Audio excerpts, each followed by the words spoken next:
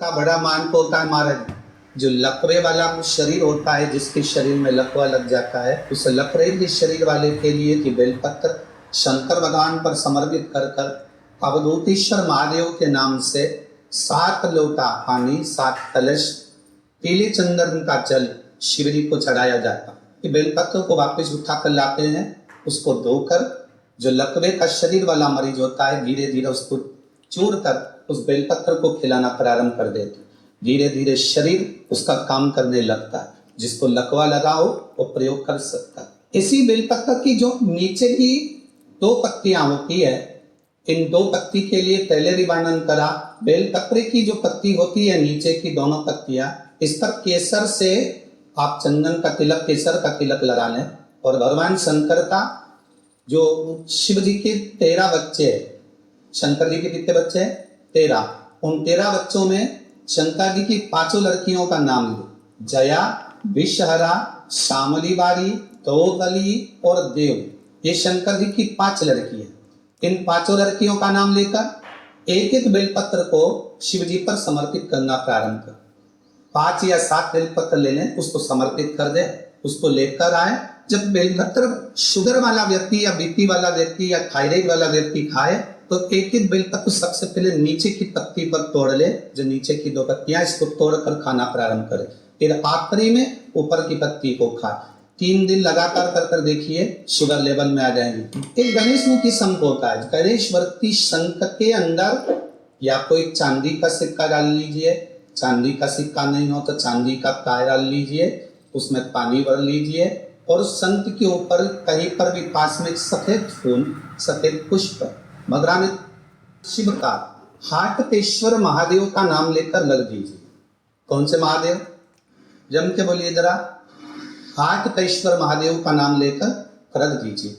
उस पानी को, जिसकी वाणी नहीं खुल रही हो, श्रवण शक्ति कमजोर हो गई हो या जिसका विवेक कम काम कर रहा हो, उसको वो पानी पिलाना प्रारंभ करिए। रोज रात को भरो, सुबह उस पानी को पीने के लिए दीजिए। गणेश मूर्ति शंख, जिसकी श्रवण शक्ति कमजोर हो या वाणी कमजोर, उसको फूंक मारने के लिए भी दीजिए।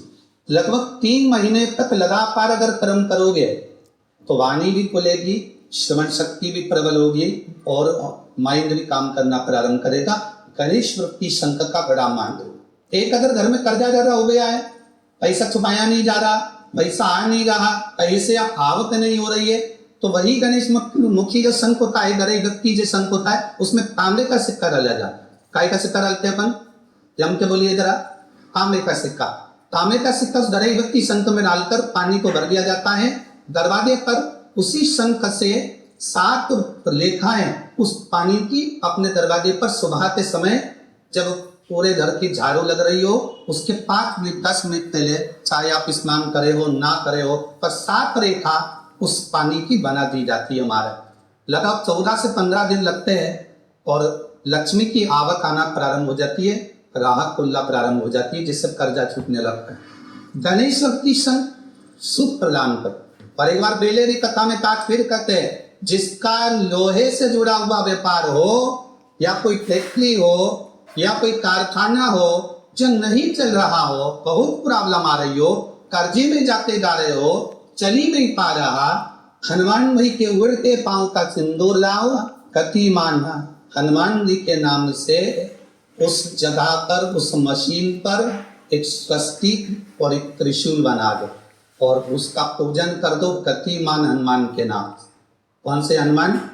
गति। हनुमान जी महाराज के 4थे नंबर के भाई गतिमान के। वो फैक्ट्री, वो मशीन कभी दिक्कत नहीं देगी, वो बढ़ती चली जाए। अगर आपका ट्रेवल्स का काम है, गाड़ियों का काम है, ट्रक का काम है, बस का काम है, छोटी छोटी गाड़ियों का काम है, नहीं चल रहा, तो हनुमान जी महाराज के 3रे नंबर के भाई वर्तिमान, क्या नाम है? वर्तिमान। हनुमान जी महाराज की 3रे नंबर के भाई वर्तिमान का नाम लेकर श्री वर्तिमान हनुमान बोलकर हनुमान जी के मंदिर का सिंदूर लाकर उससे गाड़ी पर एक केवल बिंदी अकेली रख दीजिए, केवल एक बिंदी रख दीजिए और गाड़ियों पर बिंदी रखकर एक लाल ध्वजा गाड़ियों के अंदर रखकर उसको हनुमान जी के मंदिर में या पीपल के वृक्ष पर उसको बंधवा दीजिए। कभी गाड़ी खराब नहीं होगी और व्यापार कैसा चलेगा, ट्रेवल्स एजेंसी ऐसी चलेगी कि आपको पीछे पलट कर गिरना नहीं पड़ेगी। बुद्धिमान गाय जब पोटा करे और पोटा करे या उसको उठाकर ऐसा तैसा ही कहीं रख दिया गया, वो सूख गया, उसको कॉलोनी बोबरी कहते, उसको कलोना करना कहते।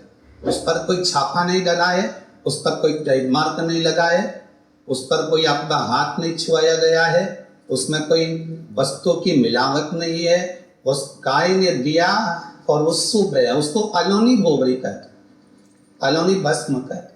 उस अलोनी कंडे को लाइए, उसको जलाइए, उसकी भस्म तैयार करिए, उस भस्म को तैयार कर कर उस भस्म को बेलपत्री के वृक्ष के नीचे रखा और उसमें थोड़ा सा भाव, एक भस्म को थोड़ा सा भाव, उस भस्म का एक छोटा सा लिंगायन आकृति सिद्ध कर उसको बेलपत्री के वृक्ष के नीचे रखकर उसका पूजन करिए। किसके लिए करवाए? जो पैसे ले गया और दे नहीं रहा। आपने हाथ तक जोड़ लिए, फोन कर लिए, 50 बार बोल दिया, 50 बार विनती कर दी, वो नहीं दे रहा ना, आप उसके लिए भस्म का लिंग तैयार कर कर उसका पूजन, उसका स्मरण कर कर उससे विनती कर, बाद में उसी का विसर्जन उसी वृक्ष के नीचे जयलाल कर धीरे धीरे नाम स्मरण कर कर छोड़, उस भस्म का थोड़ा सा भाग लेकर आए, मस्तक पर तिलक लगाकर केवल एक बार या तो फोन पर बात कर ले या उसको बोल दे कि हमारा धन दे दीजिए, उसके बाद बाबा जाने और बाबा बस में दारी जाने। अब वो भूत भावन भूतेश्वर भगवान भस्म रमाने वाला रमैया मेरा शिव सब जान लेगा। आपको तो केवल एक बार उससे बात करना ही, अब फोन करना तो बाबा के हाथ, ये आपके जीवन में बहुत काम है।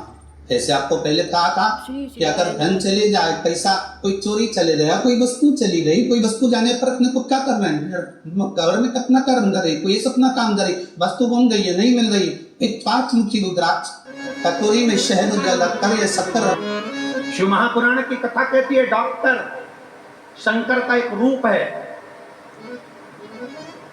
डॉक्टर शंकर का एक रूप है। जब शरीर में कष्ट आए तो सबसे पहले डॉक्टर के पास जाना चाहिए, क्योंकि शिव का रूप डॉक्टर है। शरीर में कष्ट हो डॉक्टर के पास जाओ, जांच का बोले जांच कराओ, जो बोले वो करो, पर साथ में इलाज के साथ शंकर को एक लोटा जल चढ़ाते रहो, क्योंकि डॉक्टर भी आखिरी में कह देता है कि अब इनको दुआ की जरूरत है, तो वो दुआ हमको चाहिए। डॉक्टर भी आखिरी में कह देता है कि अब मेरे हाथ में नहीं, अब उसके हाथ में है। मतलब डॉक्टर के साथ एक डॉक्टर और है, जब वो ऑपरेशन करने जाता है तो साइन करवा लेता है, सिग्नेचर करवा लेता है कि मेरी जवाबदारी नहीं है, सिग्नेचर जिसने करा है उसकी जवाबदारी है। ऑपरेशन में जाने से पहले कोई डॉक्टर ऐसा नहीं कि सीधे ऑपरेशन थिएटर में ले जाए, सिग्नेचर करवाता है पहले कि आप जवाबदारी तुम्हारी है। ये ठीक है नहीं है? डॉक्टर शंकर का एक रूप है। सबसे पहले डॉक्टर को चेकअप कराओ और चेकअप कराने के बाद डॉक्टर जैसा बोले वैसी दवाई खाओ, पर उसके साथ में शंकर पर भरोसा करते हुए चलो तो तुम्हारा कार्य सफल जरूर होगा। ऐसा नहीं कि केवल जल पर आश्रित हो गए, नहीं, शंकर का रूप है डॉक्टर, इसलिए उस पर भी आश्रित हो। शिव का रूप है डॉक्टर, उस पर भी आश्रित हो।